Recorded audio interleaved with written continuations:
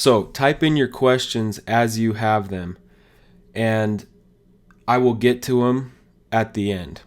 So that's basically what will happen. But anything I say that like reminds you of a question, go ahead. Jamaica as well. Yeah, there really is. There's people from everywhere. All right, so we'll get started here. So first of all, I will give you the quick version of my CPA story. So this was, I don't know, a year and a half ago, maybe 2 years at this point when I started the study process.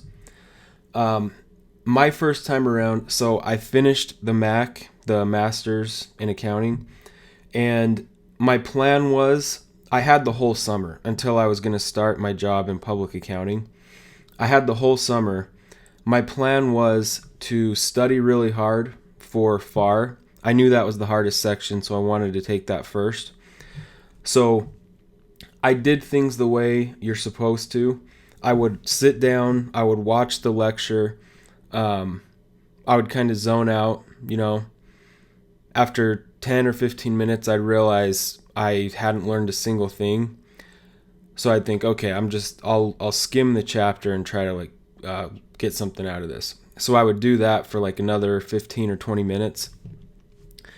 And then I would go and try some questions. And of course, I hadn't learned anything, so I couldn't really go through the questions. Pretty much this is how every study session went, like every day. And I would feel like I was making very, very slow progress. And as the time to take the test actually got closer, I started to freak out because I would do kind of any of the diagnostics tests or review exams or review quizzes. I would get like 50 or 60%.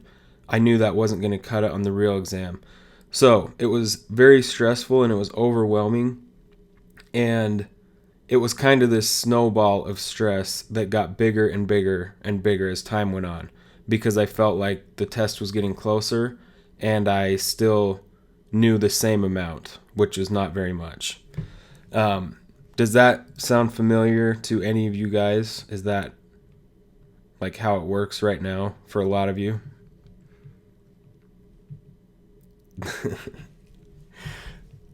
Yeah, that's what I thought. So a lot of people are saying yes to that. And I know that's how it is because, working at a CPA firm, I know a lot of people who were going through the same process at the same time. And that's exactly how it is. So anyways, at the end of this 3 months, I went and I took FAR, and I failed. I got a 74. So I was pretty bent out of shape, finding out I got a 74 and feeling like I'd wasted 3 months of my life. And I was thinking about applying for them to regrade it, which is, you can do that. But then I read that only in 1% of cases do they ever change a score. So you're paying them $200 to basically have them say, yeah, you still got a 74. So I decided not to do that. I got myself together over a few days and I started restudying. But while I was taking the test that first time, several big things dawned on me by seeing it in person. And we'll get to that in a minute. But as soon as I saw the test and started going through it, I had some very specific ideas about how I would study differently from the normal way that I had been doing. And after that, I went and I passed all 4 sections within 3 months. So it's kind of hard to talk about it without sounding like I'm bragging, I guess. This is my NASBA score sheet to prove it. Now, I didn't get any amazing scores, but that was not my objective. I was so sick of studying and having this thing hang over my head that I thought, okay, there is no way I'm going to let this take a year of my life to get this out of the way. Because the people I worked with, like the seniors that had passed, they all said, yeah, it was like, took like a year or maybe like 15 months or something like that. And that just blew me away. I could not imagine spending that long. So I took a completely different approach to how I studied. And as you can see here, I guess this is bragging a little bit. Oh, I have the exams cut off. But you'll see that two of these, October 22nd and October 26th, that is 4 days apart. That's real. I actually did that. What it was my FAR retake. So I had my first FAR scheduled, and that's when I failed it. And then I had audit scheduled as well a few weeks after that. I did not want to move audit back, so I just rescheduled the FAR as fast as I could, and it was a week before, or it was a Monday, and then I took audit that same Friday. But the FAR was a redo. That was my first retake. But anyways, I figured out some major things that worked really well for me, and that's kind of what I'm going to go over in this webinar. So that's kind of my story with that. So let's get into how to hack the CPA exams. I've got three. I could talk all day about my tips. Anyone that works with me would know that, because I'm always trying to coach people who keep doing the same stupid stuff and failing tests. Anyways, but I've cut this down to three so we don't take 4 hours. So my first one is to study at your best time. This was huge for me, and it's huge for anyone. So a lot of the people that I've talked with, like at work or through my websites, I ask them, okay, so when do you study? And they're like, I try to do an hour at night, but it's really hard. And that doesn't work. If you're a true night owl and your brain kind of turns on after 10 o'clock, and you can have some uninterrupted time, whatever your situation at home is, with who you live with, whatever. If you can do that, then that's great. But most people, that is not the case. You go home, you're mentally drained from work, your wife, girlfriend, boyfriend, husband, your kids, whoever, your roommates, whatever it is, they're doing stuff, you get sucked into a TV show, you eat dinner, and then you're sleepy. I mean, it's just, for me, I never could have studied at night, and I knew that. So I would wake up at like 5 in the morning, and my only goal was to get like an hour and a half to 2 hours of studying in. And a lot of days it turned into 1 real hour of studying. But the way that I studied was very different from what I did before with kind of my new method. And I'll kind of cover some of that in a minute, like how I actually studied. But you need to create time when your brain is working the best. And I really believe that even if you don't consider yourself a morning person, you can get to where you can wake up in the morning, an hour before you normally would, and just carve out a study session, a core study session. And so for the next tip I'm going to talk about, you really only need an hour or an hour and a half. You've got to be using kind of some accelerated study methods to do that. But if you can just get up an hour earlier than you normally do whatever you have to do. Stock the fridge or the coffee pot with your favorite caffeine sources. If you don't drink caffeine, that's fine. But, reward yourself for getting up early. Buy your favorite Ben & Jerry's and eat ice cream while you study. I don't care what it is, but do something that kind of makes it a ritual for you to get up and study. Another aspect of this, if it's only going to be an hour, you have to make that time count. You cannot sit down and press play on a video lecture and just kind of sit there and zone out and then pretend to read a chapter for another 20 minutes and then your hour's up and you've done nothing. That obviously won't get you anywhere. So you've got to sit up, you've got to be attentive. One of the main things I would do is, it's kind of weird, I guess, but it works really well. I would sit there, staring at the computer if I was watching a lecture or going through questions, and I would basically read things out loud to myself pretty loud. So I would talk things back to myself, and that just that keeps you engaged. It engages all your different senses. You're looking at the screen, you're hearing it, and you're talking, so you're hearing yourself. That's just something I call kind of like active studying. So you have to do that. You have to make this 1 hour count. You've got to get rid of all your excuses for why it's so hard. And, anyone can carve out an hour or 90 minutes of uninterrupted study time every day. And you can start making much faster progress than what you would think. And most of you probably right now are trying to get in 2 or 3 hours a day, and it probably isn't even working that well. So just real quick, just type in the number of hours a day that you try to study right now. Just type that into the question box real quick. Yeah, so a lot of you are trying to hit 2 to 4 hours every day. 3, 6.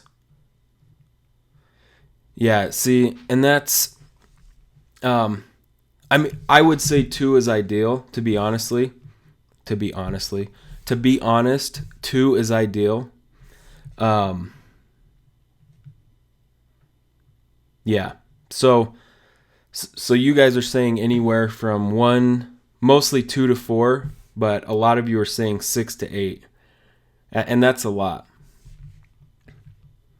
So, but my opinion is 90 minutes to 2 hours is ideal. But you can get a ton done in 1 focused hour. All right, so let's move on to study hack number 2.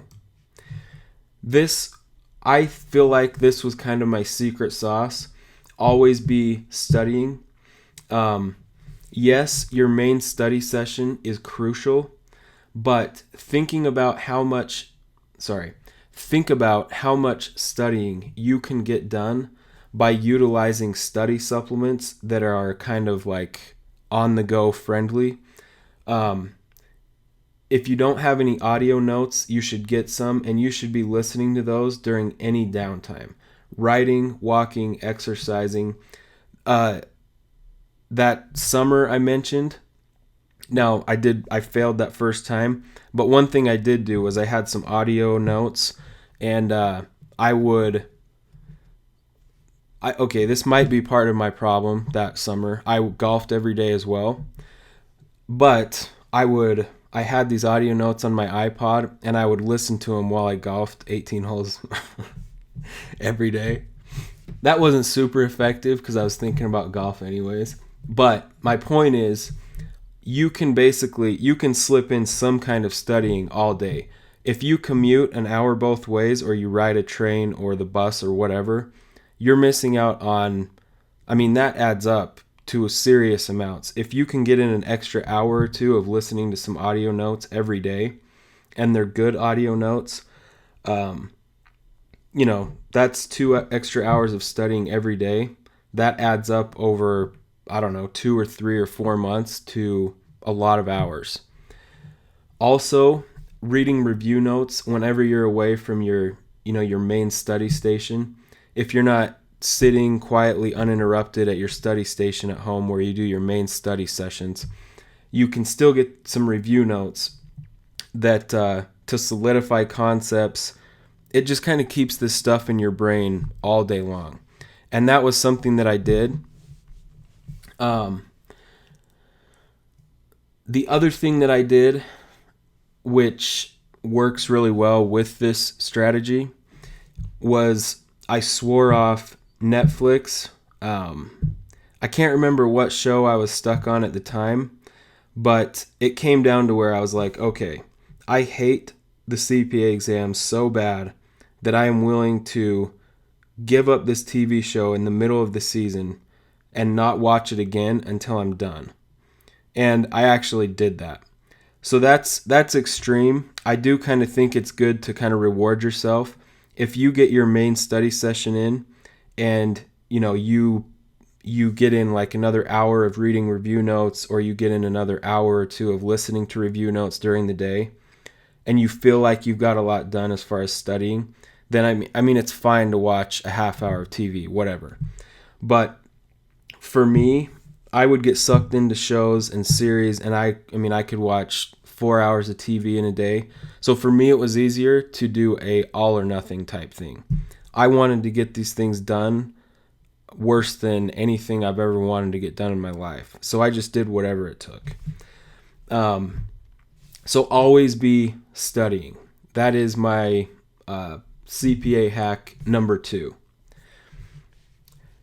CPA hack number 3 is to ditch the old way of studying. Now, there are good things about it, but when I kind of went over the first time that I failed FAR, I only failed it once. The first exam I took, when I failed it, I would kind of stumble through video lectures. I would stumble through reading the chapter. And the thing that happens a lot, and I know this is common, this will probably sound familiar, is people fool themselves into thinking that they've put in a couple hours of studying, when really they sat there and they watched they turned on video lectures, and the person's sitting there on your screen talking about who knows what, and you're not really listening. It's also, this stuff is so dense, like such dense technical information, especially when it's a professor doing it, that it is super hard to just listen and like actually get what they're saying. That's why, to me, the best way you can learn is going through problems first, or questions first, and then only going to a chapter or a video lecture if you need to. Now that seems counterintuitive, and I get asked that a lot, like, so you're saying jump into questions that you haven't even studied first? And I say yes, that's exactly what I'm talking about. It's one of those things where if you stumble through a few questions, and you'll kind of get an idea of the types of things the questions are asking for any given topic, and you end up really confused, but you at least have kind of an idea of what it's about, and you've seen, the solutions once you click on a answer and it shows you the right one. Then if you go back to a video lecture after that, it will make 10 times more sense if you've tried to stumble through some of the questions first. Another problem that I see with it's kind of a double-edged sword. The main review courses now, I do think you have to have a review course. You can't really get by without one. But the amount of information they give you, it's good in a way because they cover absolutely everything.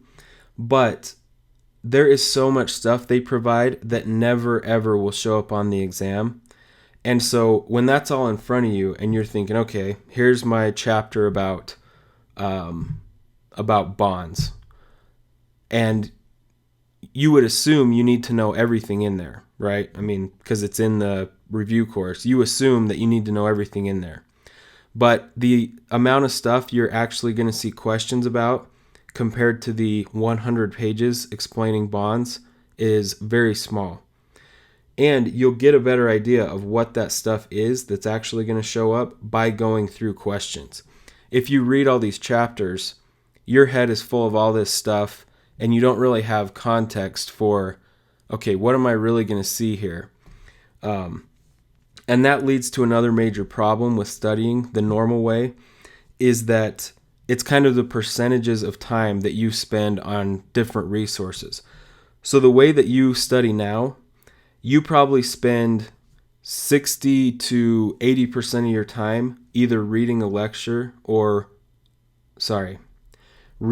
a chapter or watching a lecture. And you only spend maybe 20 to 10% of your time answering questions. Well, on test day, you're going to be spending 100% of your time answering questions. And if all of your study time has been eaten up by studying everything, then the actual test is much harder, because you've studied all this stuff and only a small percentage of it shows up on the test. So you've overstudied by a long ways.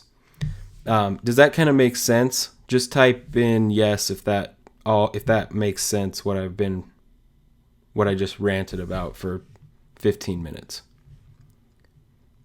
Okay, awesome. All right, so those are kind of my 3 study hacks. We've gone a half hour now, and I didn't want this to be like a full hour long webinar because you guys are all probably busy and want to do something else. But if you want more help, I have created a few CPA study supplements that are designed specifically to help people pass as fast as possible. So let me just go through these. I have 3 kind of products. The first one is my Study Hacks course. If you would like to kind of get in my head, so to speak, and see exactly what I did, every minute of my hours of study, my study sessions every day, my exam taking strategies. This course is 13 videos that walks you through the accelerated study methods and the strategies I used to pass the 4 exams in the 3 months. So it's not a review course.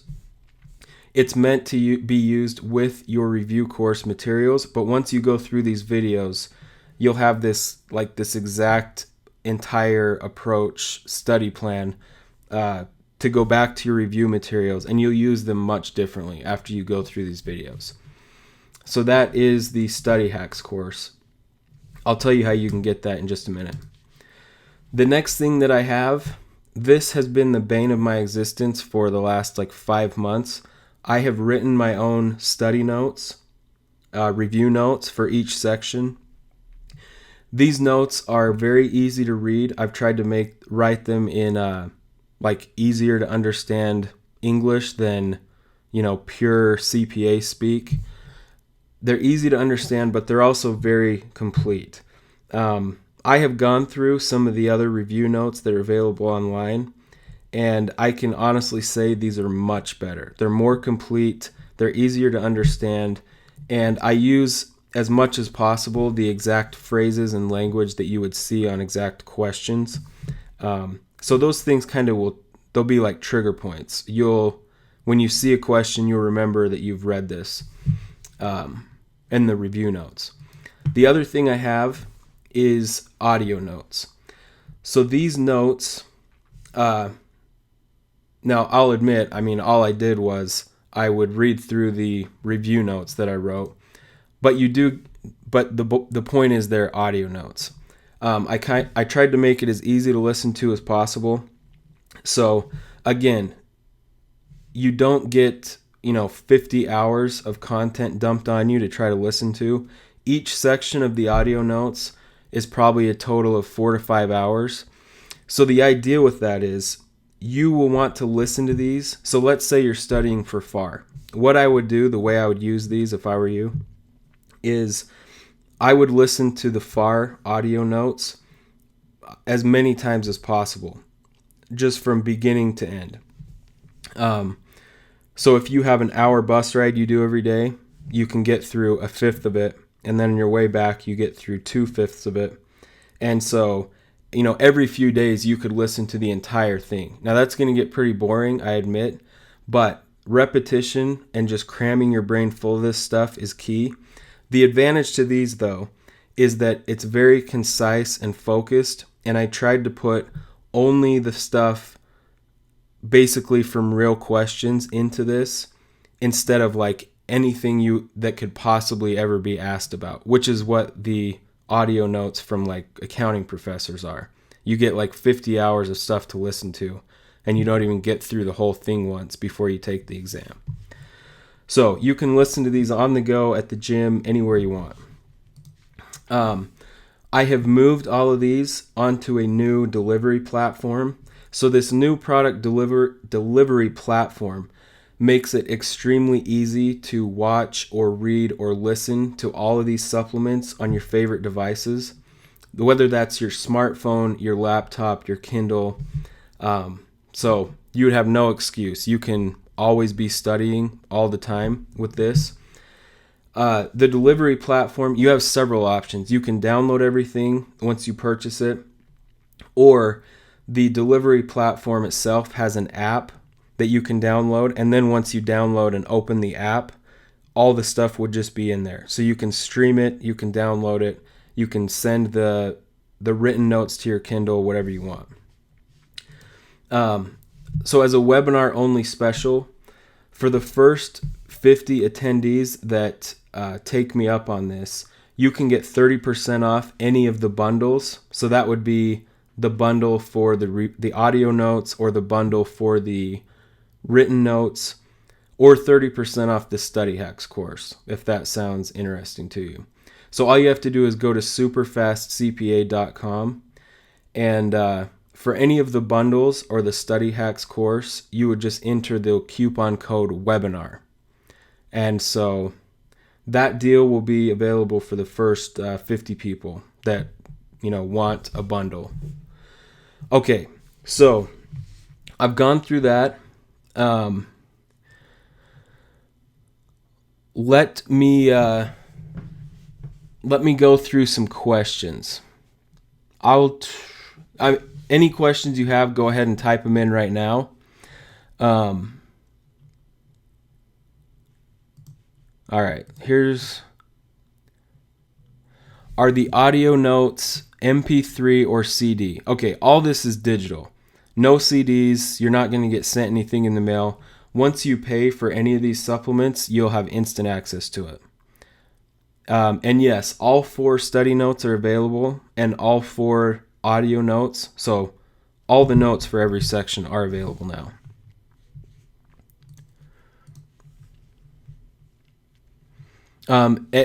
You can see the prices are different. You can see the prices if you go to the superfastcpa.com. And then the discount will show up if you're ordering a bundle once you type in the coupon code webinar. What CPA study program do I recommend? That's from Natalie. Sorry. I am partial to CPA Excel. I really like how they connect all your progress, even through the app. So when you get one of their programs, let me grab a link real quick. I have a review for why I like CPA Excel the best.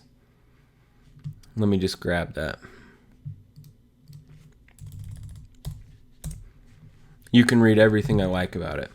Now, let me use this as a platform to just rage on Becker.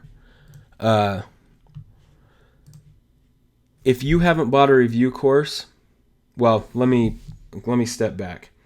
Becker is fine. Like, it's really high quality stuff. The thing that drives me nuts about Becker, I personally know like 10 people whose Becker access has run out on them, and they've had to, so you have to rebuy Becker or something else. But the bottom line is you've bought Becker once, and then you got to buy something else. So if you haven't bought a CPA course yet, review course, and you're going to spend your own money, then don't buy Becker. I would get CPA Excel because your access never runs out with CPA Excel. Now, if your firm is just going to buy Becker for you, then, go nuts. If it's free, then, the information is good. Like, it's a good review course. But if you're spending your own money, it's way overpriced, and you completely have to rebuy it after 18 months. So here's the link in the chat box to my review of CPA Excel if you want to read that. Yeah. So I didn't mean to say, if you're using Becker, it's fine. It's not like you're going to fail using Becker.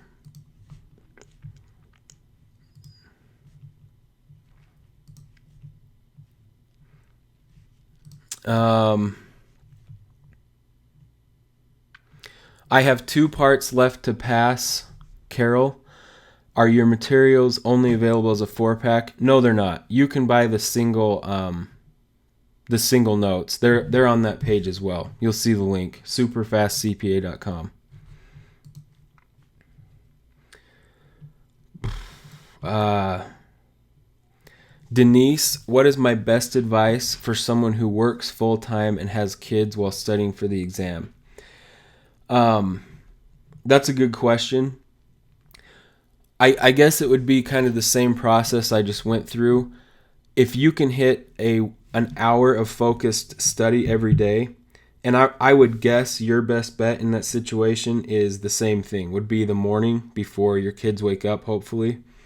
And you're going to want to change your study methods to where you're not doing the regular thing where you're trying to watch lectures and read chapters, because that just, if you're only studying an hour, that eats up way too much time.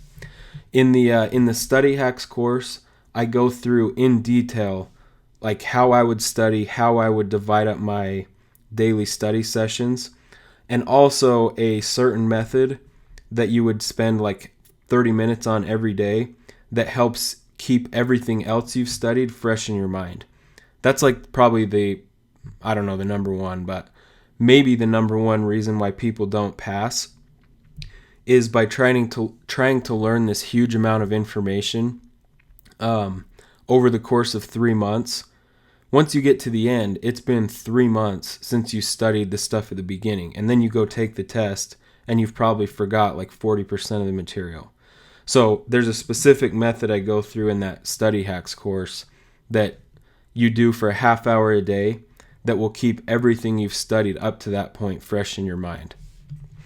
Tips on pacing through the exam. That's a good question. So here's my exact guideline. I have very specific advice for that. The most important time metric. To me, the only time metric that matters when you're taking an exam is to try to get to where you can do one multiple choice testlet in 30 to 45 minutes.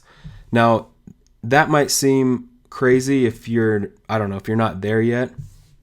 But again, once if you go through the Study Hacks course and you study the way that I studied, all you're doing is questions pretty much, and you're doing them in a certain way. You will get to where you can do, on average, a multiple choice question per minute. So that equals 30 questions, roughly, in 30 minutes. So that's a testlet. The reason why that's the most important time metric for the exam is because the simulations are going to be so different from anything you've studied or practiced that your best bet with the simulations is to have as much time as possible to just sit there and try and figure them out. So the other reason that you want to aim for that metric of like 45 to 30 minutes per testlet is because people waste it's a huge opportunity cost to sit there and stare at multiple choice questions that you just don't know. And people fall into this mistake thinking it's easy to happen to anyone. It's a huge opportunity cost, though. If you only leave yourself 30 minutes to go through the simulations, that's just you're killing your score by doing that. You can't afford that. You need like 2 hours to go through the simulations. Anyways, so that's the answer to that question.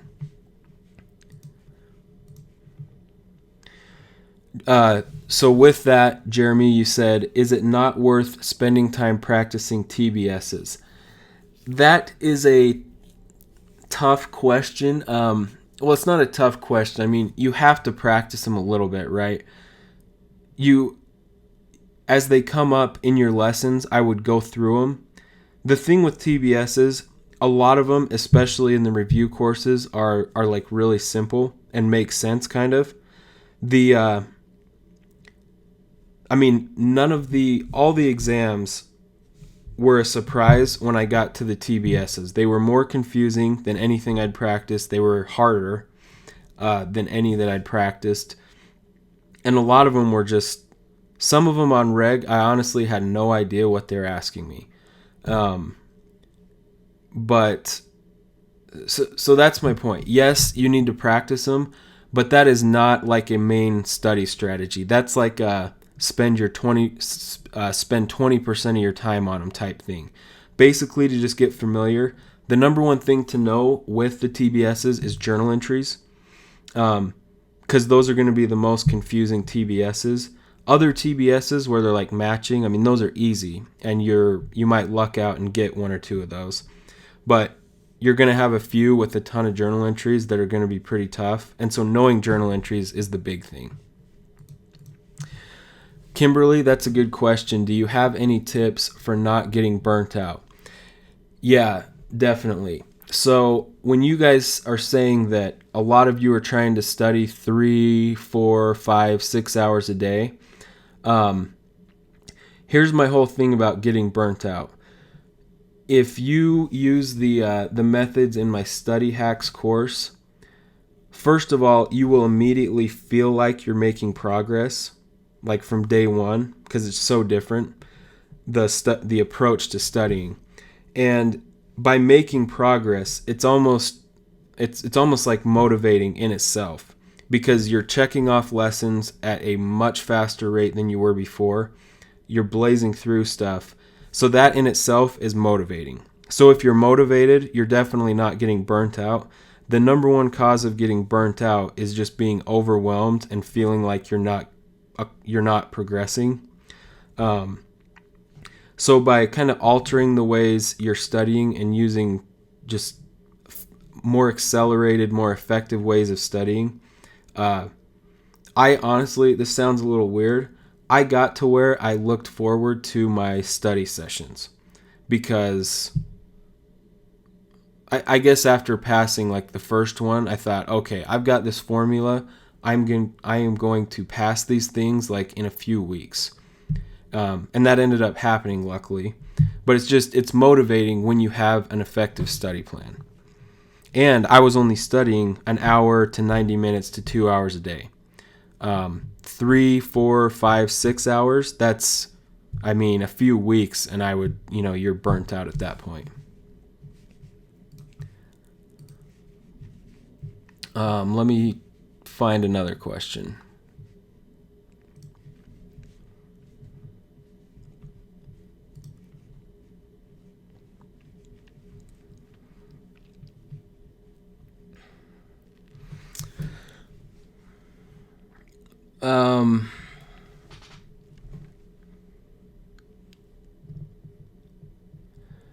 Denise, I don't at the current time have a bundle package with the Study Hacks course and audio notes, but the 30% should work for both of them. So it would be the same thing. So you can get the audio bundle and use that webinar coupon code, and then go back and go to the Study Hacks sales page and enter the coupon code, and it will still be 30% off of that too. Carol asks, were you also working while studying? Yes, I definitely was. I haven't looked at this thing. So January. So at our firm, we do a ton of government work. So October, or like the government year ends or whatever. We were busy all through that time. And in January, I was studying a little bit through some busy season stuff. So, I mean, yes, I was working full time.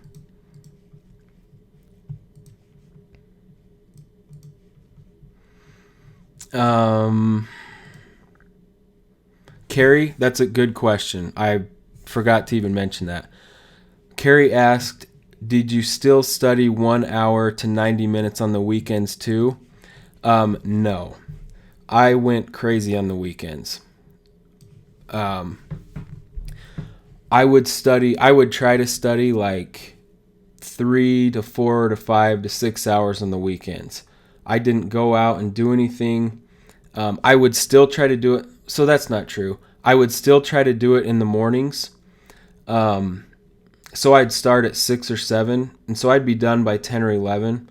And if I got in 4 to 5 to 6 hours, I would feel like I got a lot done for that day, and then I'd go golf or do whatever.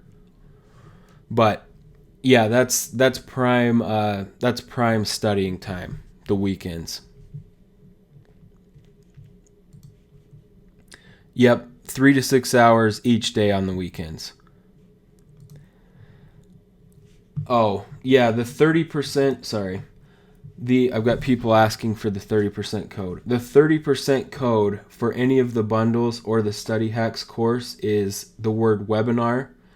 We're getting close to I can see the number of purchases on the other screen. So it's getting close to the 50 people. So if you want one of those bundles, make sure to get that.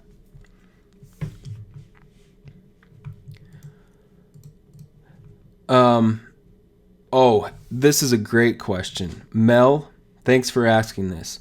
The best day to take the exam and the worst day. Yeah, really good question.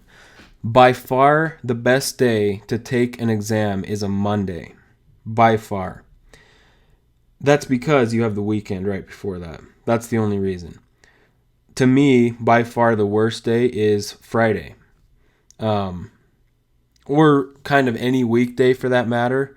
Because if you're, I guess the caveat to that is if you're working, that's what would be the best and the worst day. If you're going to work every day and you've got that filling 40 hours of your week, and then you try to take the exam on a Friday or even a Saturday. Saturday is not ideal, even though it seems like it's a decent day because you're not at work. I would always set it on a Monday, and I would really push your employer to allow that and just explain, like, look, I'm going to cram all weekend. I'm going to take it Monday morning, and I can be here by 12 or whatever. If you have it at 8 or 9 in the morning, just, don't try to do your employer a favor by doing it on one of your days off, like Saturday or Sunday. You should be spending those days cramming like crazy. Jacob, sorry, can you just type in your question? There are honestly like 500 questions. I'm trying to look for like common questions. How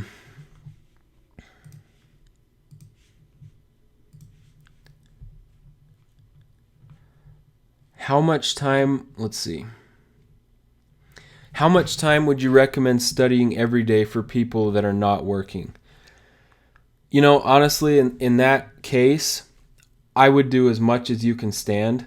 I would not go past 8 hours a day probably because, I don't know, your brain will melt. But 4 to 5 to 6 hours, and that is like solid studying. I'm assuming by saying like 5 or 6 hours that you'll have like 10 to 15 minute breaks in between some study sessions. That actually reminds me,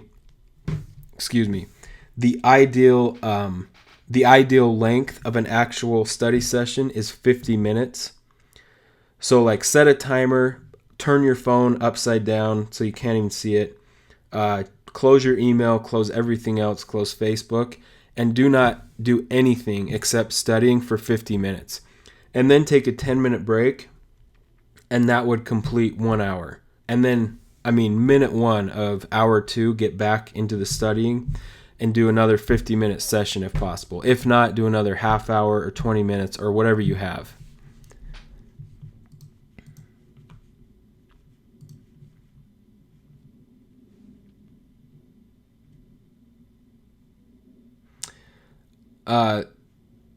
Zach's question, it's a good question.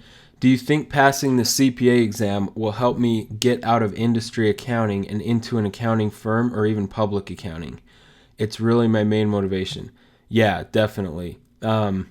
Because in accounting firms, a lot of people can't even pass the exam. Yes, a lot of people do, but for the amount of people who start at a public accounting firm and then quit, their first year or whatever, and they still haven't passed. If you were to add all that up, there is a lot of people who started accounting firms that probably it really is a reason that they quit in the first place is because they're not passing the exam. Because you do start to get pressure from like the partners and management and stuff, if you're going to be in public accounting, you have to pass the CPA exam. That's like the whole point. So if you already have the CPA, yeah, for sure. That would really increase your chances. This is a good question. Sarada, hopefully I'm saying that right.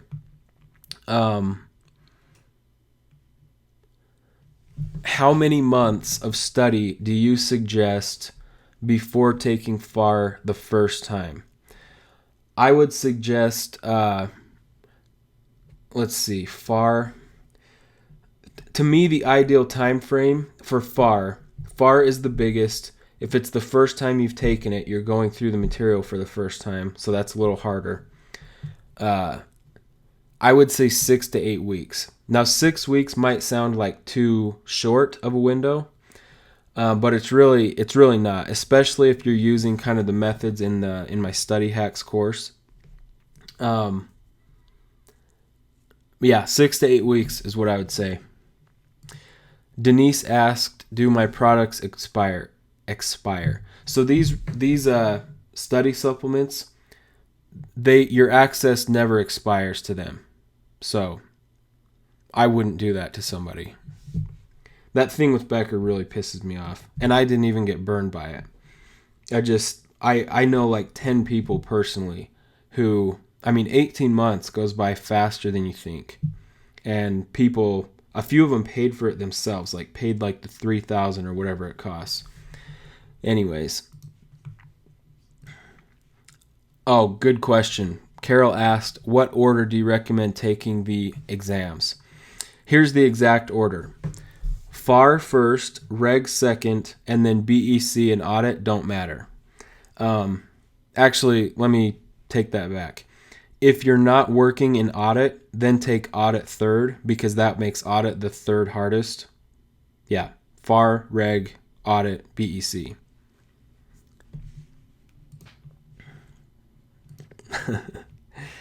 Yeah, I'm sorry to hear about that, Talisha. She's a Becker victim. Would I recommend taking the CMA?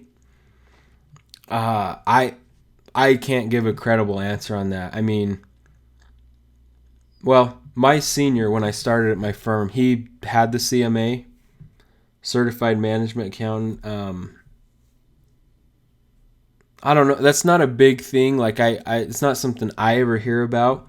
I don't think if you're in public accounting, okay, if you're going to go into industry, then it would be a big benefit, I guess.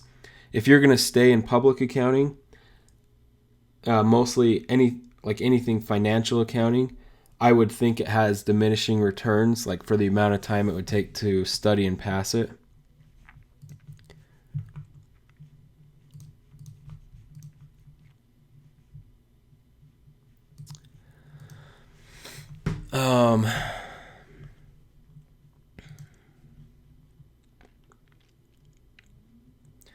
Yeah, okay, so a few of you have asked, so previously to this, I only had I had the audit and the FAR notes available. If you've already purchased those from my old website, then send me an email and I will get you the details for for the difference to get the other two notes. Just send me an email if that's the case.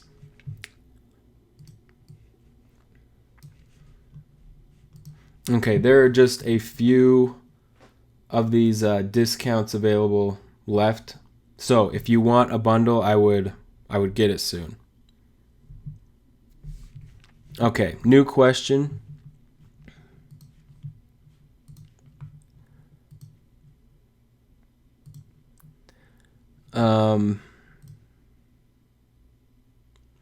Do you recommend working in the field while preparing for the CPA, or does it not matter what type of job I'm doing? The job really doesn't matter. Well, that's not true. If you're working in auditing was a big help to me for the audit exam, but not for the other ones at all. So you're pretty much, your review materials are what's going to help you pass, not your job.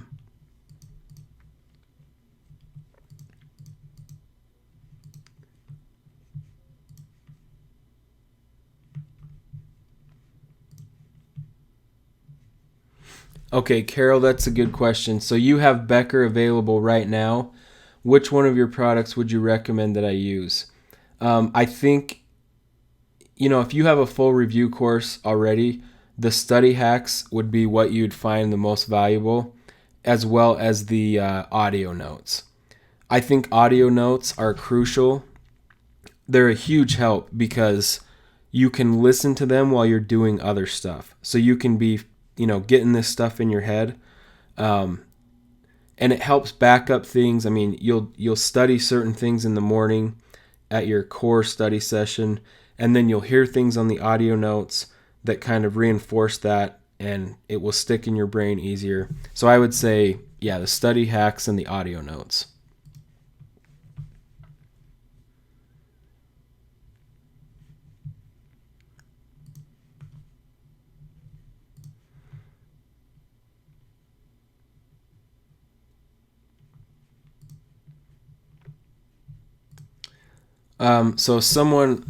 So probably there's a few people on here who got on late. The Study Hacks course, it's 13 videos that walk you through some accelerated study methods that are much different than what the review courses tell you to do to study.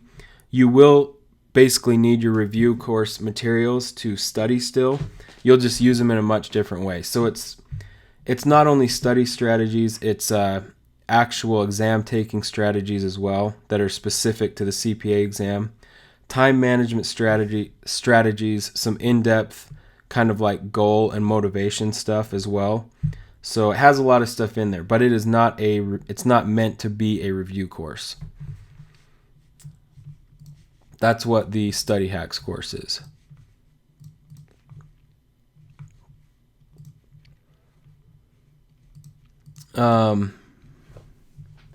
Yeah, so currently, Jeffrey, the discount is only on the bundles. If you only need 2 of the sections, you can buy them separately. But there's not a discount on just the single notes right now.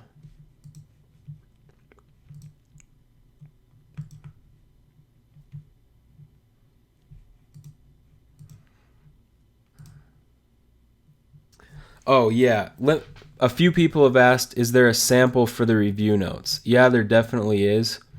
Let me send you a link. Give me 1 second here. I believe this is the...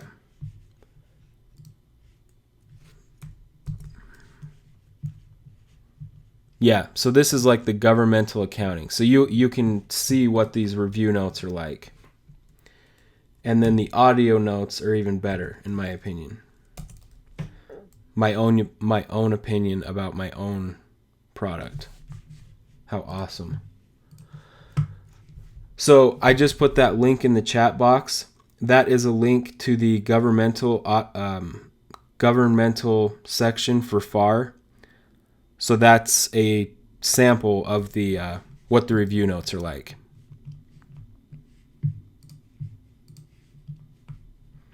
Do I have kids? I just saw that question. I have 1 kid, 1 baby.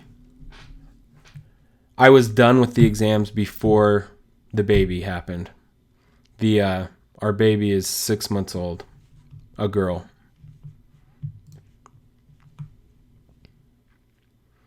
Lindita, you asked, do you recommend the audit notes versus review notes? Maybe you meant to say, do I recommend the audio notes over the review notes? So if I was going to pick one between the written review notes and the audio notes here,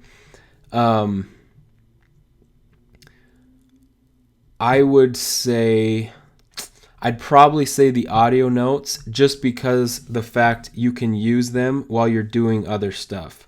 That's a very valuable, or it's a high value use of time, to be able to listen to this stuff over and over while you're driving, when you otherwise, in terms of studying, you're wasting time because you're not studying.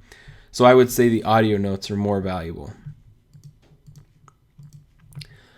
I don't have a sample of the audio notes right now. That is something I need to do. I'll send out an email with an audio note sample, like possibly tonight or maybe tomorrow morning. So if you had registered for the webinar, you're on my email list. So I will send out a link to a sample for the audio notes.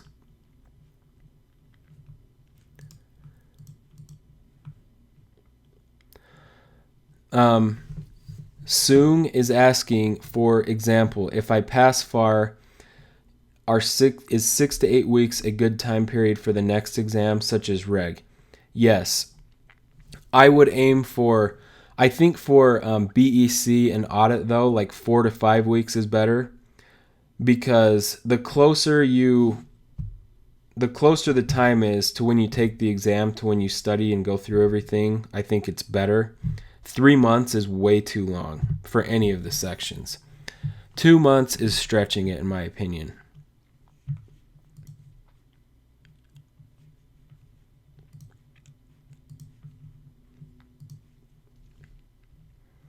Sarada, if you go to the superfastcpa.com, you can see all the prices. The bundle for the audio notes is $277, but with the 30% off, 27 times 3, so it'd be like $70 off of that, I guess. So close to 200. That was some quick math.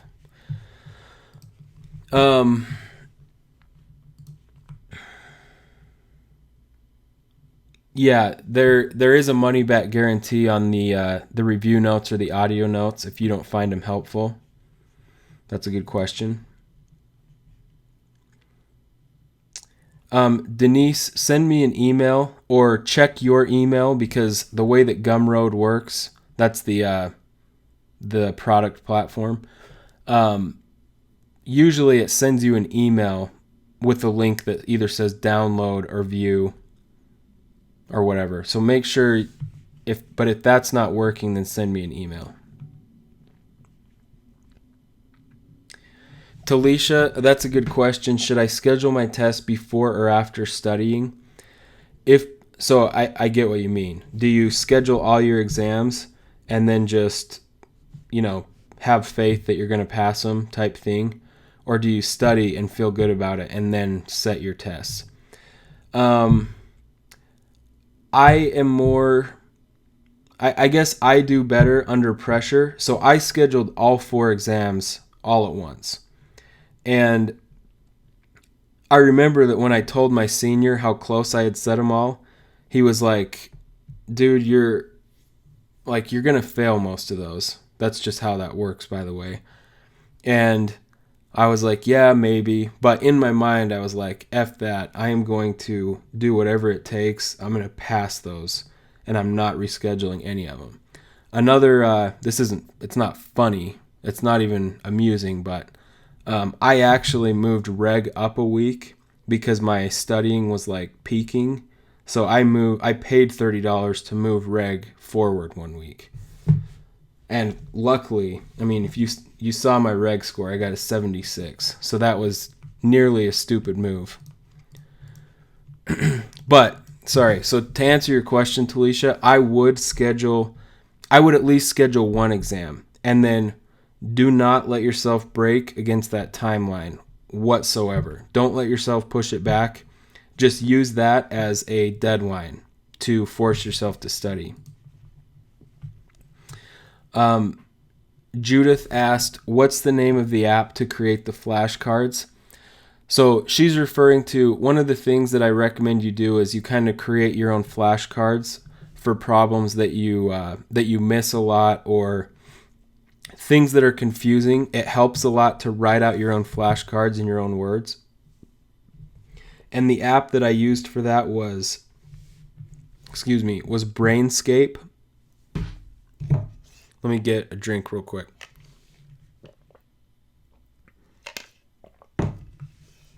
Okay. Brainscape is the app I used. So you can audit. You can you can edit the your flashcards in a web browser. So what I would do is I would have a web browser open on one side with Brainscape opened, and then my like CPA Excel. And so I could just jump over and write up a flashcard. But then you can get the Brainscape app on your phone and just sign in with your same account and see all your flashcards in your phone.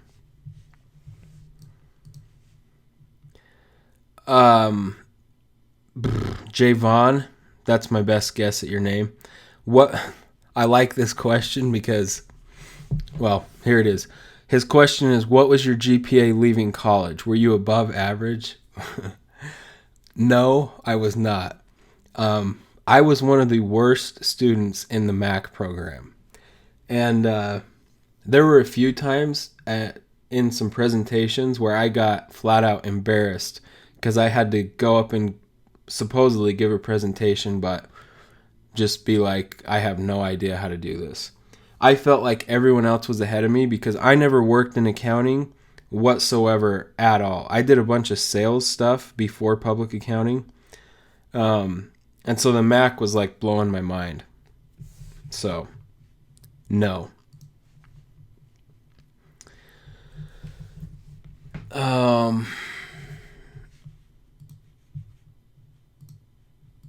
So Harwinder asked, I failed reg with 60. I'm studying again for it. What do you recommend? Basically just what I went through, like, I don't want to give the idea that anyone's an idiot for failing, like based on the stuff I went through. Like that's totally normal. People fail this all the time. It's no big deal. I mean, it sucks, obviously, but if you fail, it's not the end of the world. You just, I don't know, the only thing you can do is restudy. Try to be more effective in your study sessions. Try some different study methods. And, when you're going through practice exams, you want to be hitting like 85 to 90%. So that's what I would say.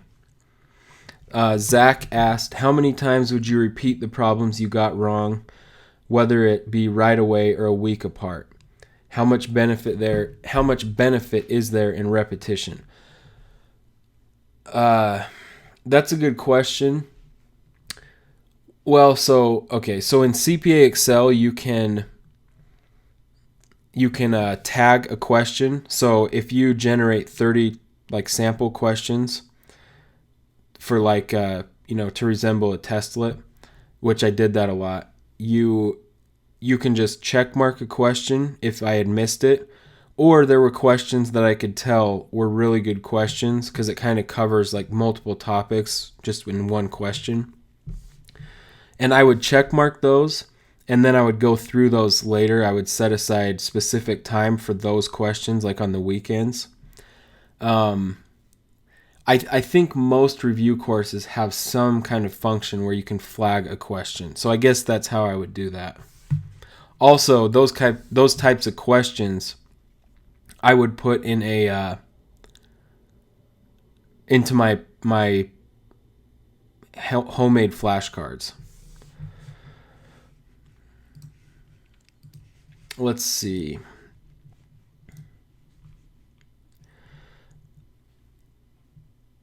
How many questions for a progress test do I recommend? I really liked the number of 30 for those. So I would do 30s like over and over. So Harwinder asked, when I took the reg sims, they were totally different. What do you recommend to study for them? Yeah, that's a tough question. That's kind of what we went over earlier. It's like it's hard to study for them. That's the bottom line. The reg simulations are just ridiculous. At least mine were. And luckily, thank the Lord, I passed the first time on reg because so my only actual advice is to get as fast as you can at answering multiple choice questions so that you have hopefully like 2 full hours to sit there and just try to figure out the simulations. That's really my best advice for that. Yeah, 100 multiple choice questions is fine. That's also a ton. So it's just like kind of gets brain numbing after a minute. I like, I'm really into like shorter, focused spurts of like hardcore studying.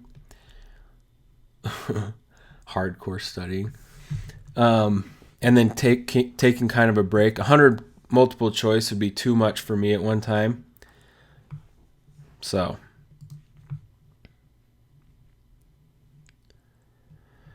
okay, guys, the questions are kind of dying down here.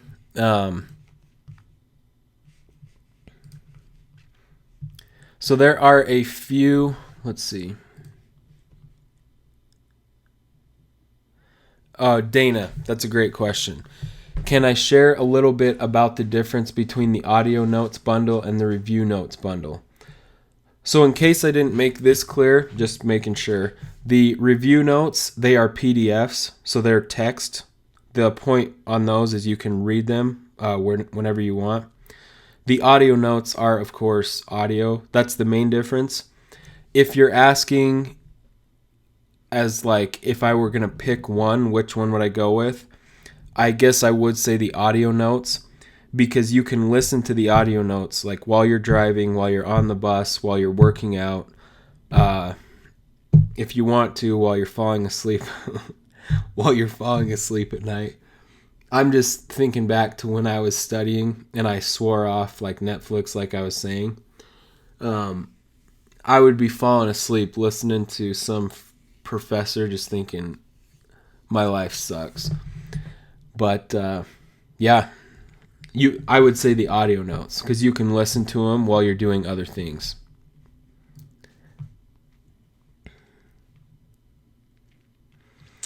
Sam, that's a great question. How would you study, and how would you structure your studying the last few days before the exam? In my opinion, the whole final review thing that the review courses have you do, that's a big, it's not a waste of time, but you can do much more effective things.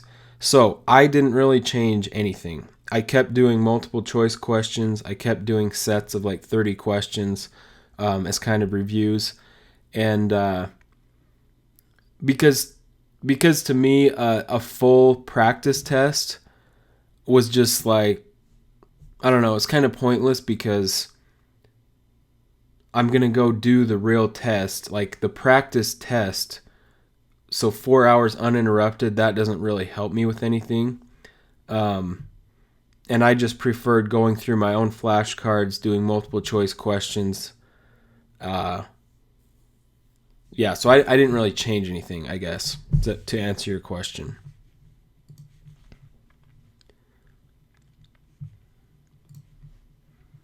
Yeah, Dana, the content is the same, but so yeah, audio is if you're in your situation, that's what you'd want to go with.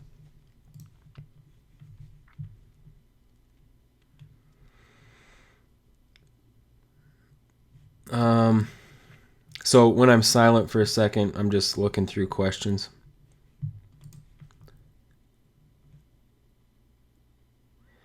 So Kunjo or Kunjo, sorry again for the name butchering. Are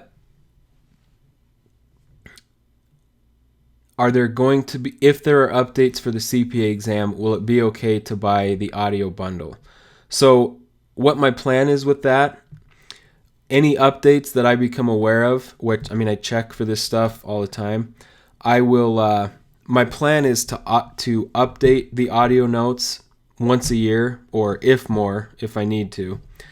But any like immediate updates or anything that's like time critical, I would send out an email to the customers who have purchased it that would list any differences, things like that. That's kind of what I've been doing. So yeah, it's fine to get the audio notes.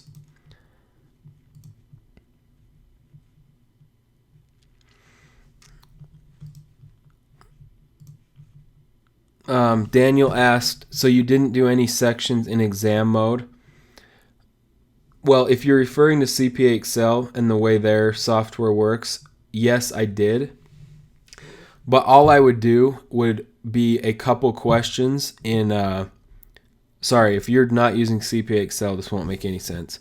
The only reason I used exam mode is I would click it to say yes, start the exam, and then I'd answer like 2 or 3 questions and then exit it, just so that it gave me a color on the little bubble next to that lesson. So that was like how I knew I had gone through that lesson. I was definitely not doing their little color-coded thing where you've got to get 90% or better on a topic to get the little green button. I just wanted a red button. I didn't care because I wasn't using like their method.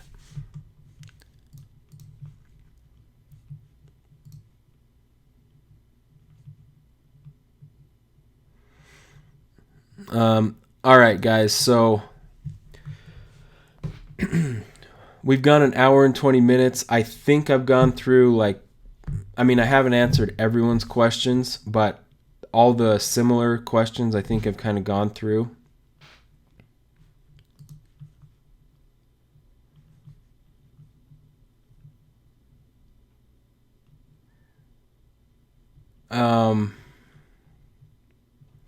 If you guys have any questions that I have not answered, just send me an email. I'll put my email in right here. info@accounting101.org. Whoops. Send me an email to that email address. Any questions about the products? Other than that, we will end this webinar and just send me an email. There are a couple discounts left for any bundles. So if you want one of those, I would order that. It's just superfastcpa.com. I would order that in the next few minutes. All right, guys. Thanks so much for being on the webinar.